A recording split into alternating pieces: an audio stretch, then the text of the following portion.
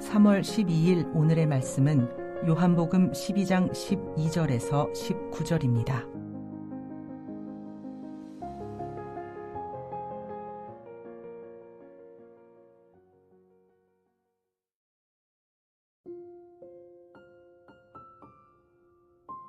그 이튿날에는 명절에 온 큰 무리가 예수께서 예루살렘으로 오신다는 것을 듣고 종려나무 가지를 가지고 맞으러 나가 외치되 호산나 찬송하리로다 주의 이름으로 오시는 이 곧 이스라엘의 왕이시여 하더라. 예수는 한 어린 나귀를 보고 타시니 이는 기록된 바 시온 딸아 두려워하지 말라 보라 너의 왕이 나귀 새끼를 타고 오신다 함과 같더라. 제자들은 처음에 이 일을 깨닫지 못하였다가 예수께서 영광을 얻으신 후에야 이것이 예수께 대하여 기록된 것임과 사람들이 예수께 이같이 한 것임이 생각났더라. 나사로를 무덤에서 불러내어 죽은 자 가운데서 살리실 때에 함께 있던 무리가 증언한지라. 이에 무리가 예수를 맞음은 이 표적 행하심을 들었음이러라. 바리새인들이 서로 말하되 볼지어다 너희 하는 일이 쓸데없다. 보라 온 세상이 그를 따르는도다 하니라. 요한복음 12장 12절에서 19절 말씀을 함께 묵상하겠습니다. 예수님께서 죽은 나사로를 살리시고 난 후 다음 날이 되었습니다. 지금 예수님은 베다니에 머무르고 있는데요. 베다니는 예루살렘에서 약 3km 정도 되는 거리에 있으니 예루살렘이 술렁이기 시작했습니다. 큰 무리는 6월절에 예수님이 예루살렘에 오신다는 소식도 들었습니다. 이 큰 무리는 예루살렘에 도착한 6월절을 준비하는 순례객입니다. 이 순례객은 유대 땅 곳곳에서 온 자들이며 디아스포라 유대인들입니다. 이곳에 모인 사람이 얼마나 많았던지 요세푸스라는 역사학자는 이 6월절에 제물로 드려진 양이 25만 6,500마리나 되었다고 합니다. 이것으로 보아서 예루살렘에 모인 백성의 수는 아주 많았고 그들은 예수님을 환영하는 분위기입니다. 예수님이 예루살렘에 입성할 때 그들은 종려나무 가지를 흔들며 환호합니다. 호산나 찬송하리로다 주의 이름으로 오시는 이 곧 이스라엘 왕이여 라고 열광합니다. 이 환호와 열광은 예루살렘에 온 순례자들이 어떤 메시아를 기대했는지 확인할 수 있습니다. 첫 번째로 이들은 종려나무 가지를 흔들며 노래하는데요. 종려나무를 흔든다는 것은 로마로부터 정치적 해방을 가져다 줄 왕으로 이해하고 있다는 것이죠. 구약 성경의 근거에서 보면 종려나무와 6월절의 연결고리는 별로 없습니다. 다만 2세기경 이방 민족의 침입으로 성전이 더럽혀진 적이 있는데 이때 마카비 왕조는 이방 민족과 전쟁을 해서 성전을 되찾았고 성전을 정화했습니다. 이때 백성들은 종려나무 가지를 흔들면서 하나님을 찬양하고 성전이 정화된 것을 기뻐했습니다. 그런 의미에서 종려나무는 승리를 상징하는 나무이지요. 그런 역사적 관점으로 볼 때 이들이 종려나무 가지를 흔들며 예수님을 맞이하는 행위는 예수가 정치적인 왕으로 오셔서 로마로부터 해방시켜줄 왕으로 보고 있으며 예수님이 로마로부터 승리를 가져다 줄 왕으로 믿고 있다는 것입니다. 두 번째로 이들은 호산나 주의 이름으로 오시는 이라고 노래하는데요. 호산나의 뜻은 우리를 구원하소서입니다.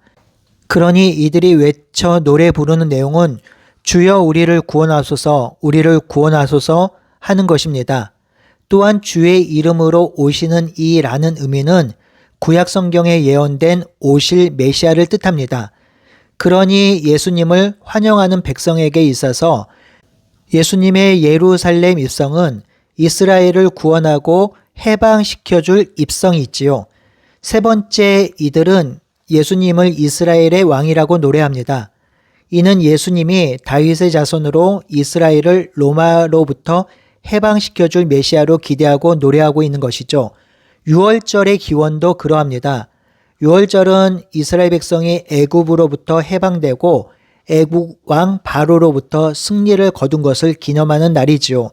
그러니 6월절에 예수님이 예루살렘에 입성하는 것은 예수님을 로마에서 해방시켜줄 정치적 왕 메시아로 믿고 있으며 그 메시아를 기대하고 노래하고 환호하고 있는 것입니다. 이 환호성이 얼마나 대단했던지 예수님을 죽이려고 했던 바리새인들이 예수님 죽이는 일이 불가능해 보인다고 19절에 기록되어 있습니다. 바리새인들이 보기에도 온 세상이 예수님을 따르는 것처럼 보였고 자신들이 예수님을 죽이려고 세운 계획은 수포로 돌아가는 것처럼 여겼습니다. 하지만 예수님은 백성들의 기대를 저버리는 행동을 하십니다. 14절에 보면 예수님이 한 어린 나귀를 타고 가셨습니다. 한번 상상해 보십시오. 어린 나귀는 작은 나귀이죠.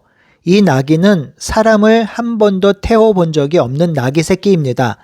그런 나귀를 탔다면 예수님의 꼴이 얼마나 우스꽝스러웠을까요? 아마도 발은 땅에 끌리고 어정쩡한 자세로 나귀를 타고 예루살렘에 들어가셨을 것입니다. 순례객들과 백성들의 환호와 환성에 걸맞지 않는 모습으로 예루살렘에 입성하고 있는 것이죠. 오늘날로 보면 카 퍼레이드를 하고 있는데 마치 낡고 낡은 티코를 타고 사람들 앞에 나타난 꼴입니다. 하지만 우리는 어린 나귀를 타고 입성하시는 예수님의 모습을 통해서 예수님이 세우고자 하는 나라가 어떤 나라인지 확인해 볼 수 있습니다. 첫 번째로 예수님이 세우시는 나라는 하나님의 말씀을 성취하는 나라입니다. 예수님이 어린 나귀를 타고 예루살렘에 입성하시는 것은 스가랴 9장 9절의 예언을 성취하는 것입니다. 시온에 따라 크게 기뻐할지어다. 예루살렘에 따라 즐거이 부를지어다. 보라, 내 왕이 내게 임하시나니 그는 공의로우시며 구원을 베푸시며 겸손하여서 나귀를 타시나니 나귀의 작은 것 곧 나귀 새끼니라. 예수님은 자신의 나라를 세우기 위해서 오신 것이 아닙니다. 예수님은 하나님께서 예언하신 대로 말씀하신 대로 하나님 나라를 세우러 오신 것입니다. 두 번째로 예수님이 세우시는 나라는 공의와 구원을 성취하는 나라입니다. 세상 나라들처럼 무력으로 권력으로 힘으로 나라를 세우는 것이 아니라 하나님의 공의로 세우는 나라입니다. 또한 하나님의 말씀으로 진리로 세우는 나라입니다. 그러니 로마에 대항하고 로마와 싸워서 쟁취될 나라가 아니었던 것이지요. 세 번째로 예수님이 세우시는 나라는 십자가에 죽어야 세워지는 나라입니다. 예수님이 죽으심으로 세상 죄를 대신하며 예수님이 다시 살아나심으로 죄에 대해서 다시 사는 나라입니다. 세상 나라는 내가 살고 당신이 죽어야 하는 나라인데 예수님이 세우시는 나라는 내가 죽고 내가 사는 나라입니다. 그러니 세상 사람들은 이 예수님이 세우시는 나라를 이해할 수도 없고 이해하려고 하지도 않습니다. 그런 나라는 매력도 없고 실패한 나라라고 여기기 때문이죠. 성도 여러분, 예수님은 군림하는 왕이 아니라 겸손의 왕으로 오십니다.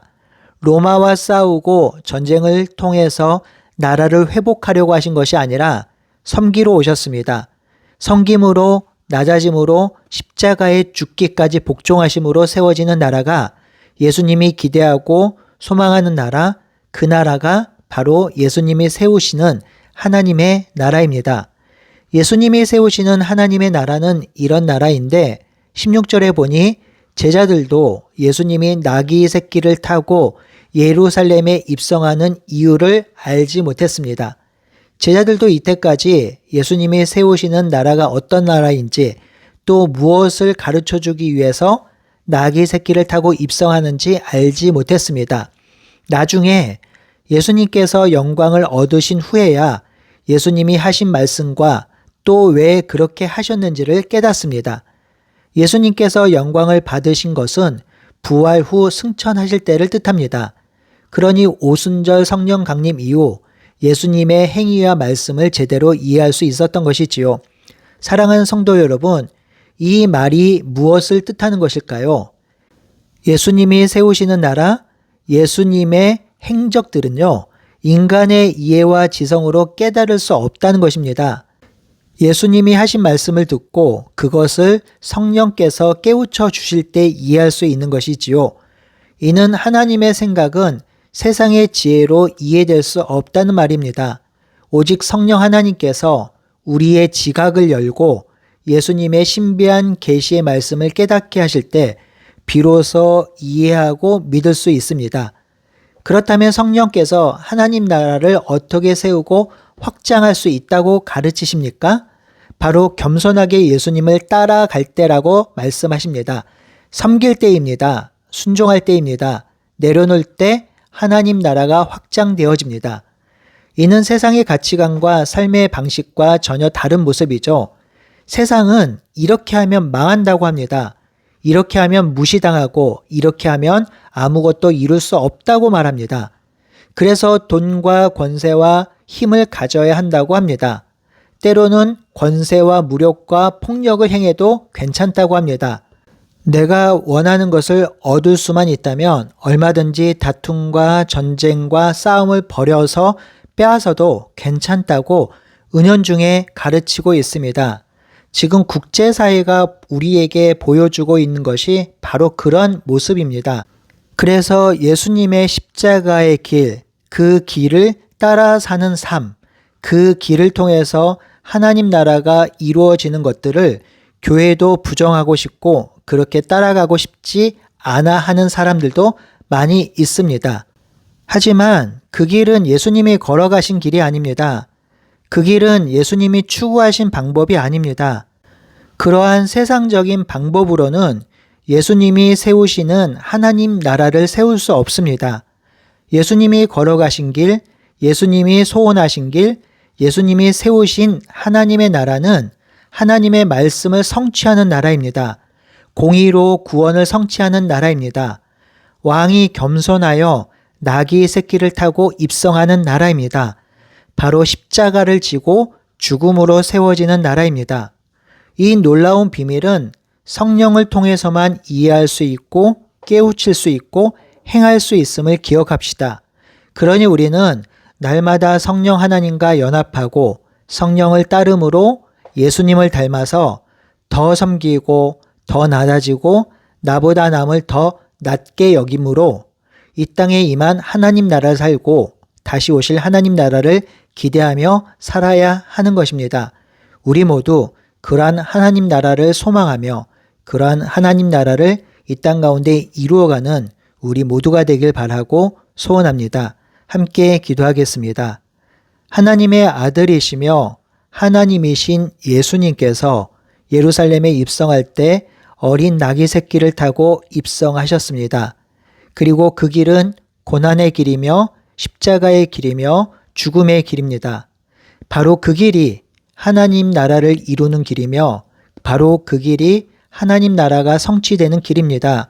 하나님, 우리가 세상적으로 볼 때 이 길이 어리석어 보이고 무능해 보일지라도 우리가 성령 하나님의 인도함을 받아 이 길이 승리의 길이며 이 길이 하나님의 말씀을 이루는 길임을 다시 한번 깨닫고 성령 하나님과 이 길을 걸어갈 수 있는 우리가 될 수 있도록 인도해 주시옵소서.